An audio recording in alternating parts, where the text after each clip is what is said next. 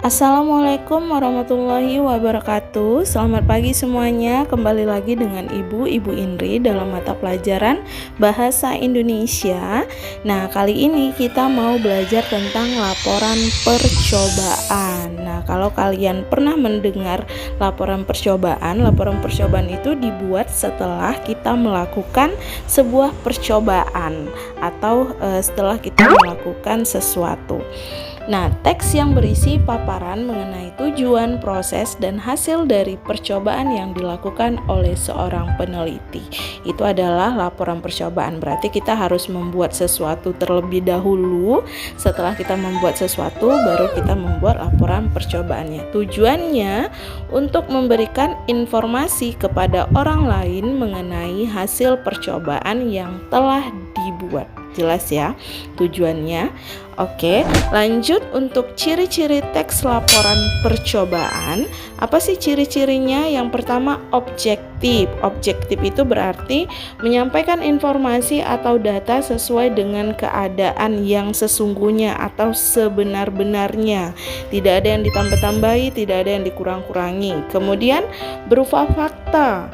Hasil yang disampaikan dalam teks laporan percobaan benar-benar sudah dilakukan. Nah, pastikan laporan percobaan yang kamu buat berdasarkan hasil dari percobaan yang sudah kamu lakukan. Yang ketiga, lengkap, menyampaikan semua informasi dalam teks laporan percobaan. Jadi semua urutan percobaan yang kamu lakukan benar-benar ditulis di dalam teks laporan percobaan. Yang terakhir, memiliki ciri kebahasaan. Nanti kita bahas di pertemuan khusus untuk ciri kebahasaan.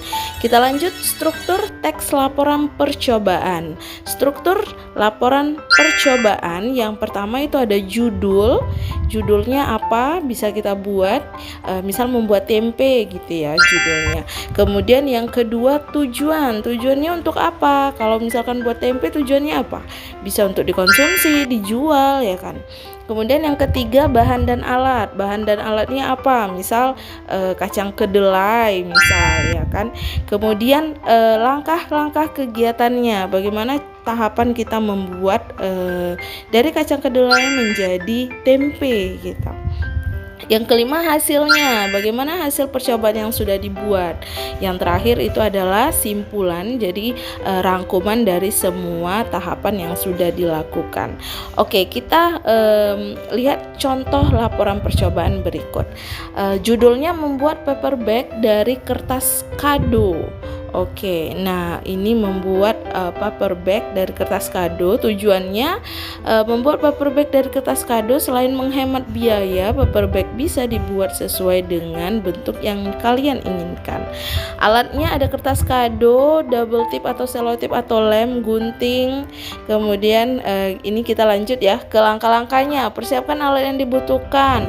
Potong kertas kado sesuai dengan ukuran yang diinginkan. Ini gambarnya juga ada nih videonya.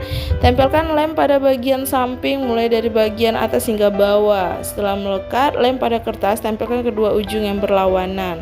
Mulai sambung kertas supaya sambungan terlihat lebih bagus. Lipat bagian bawah kertas. Nah, lipat kedua bagian ujung yang sudah dilipat. Nah, ini kalian bisa lihat sendiri tahapannya di video yang Ibu cantumkan.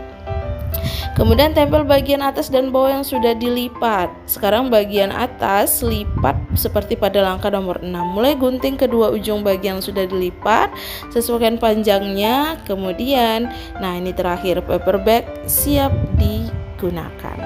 Oke, nah untuk hasilnya di sini bisa kamu buat hasilnya bagaimana. Jadilah paper bag asal buatan kamu sendiri. Kamu bisa menggunakan paper bag itu sebagai bungkus kado ya kan.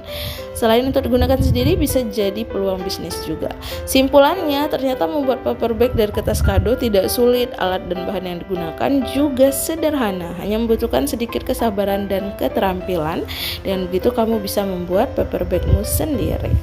Oke, nah itu contoh dari laporan percobaan. Nah, itu materi singkat kita hari ini tentang laporan percobaan. Jika kamu ada yang tidak mengerti dan ada yang ingin ditanyakan, boleh chat di WA Ibu atau di Google Classroom. Terima kasih sudah menonton video ini dan sampai jumpa.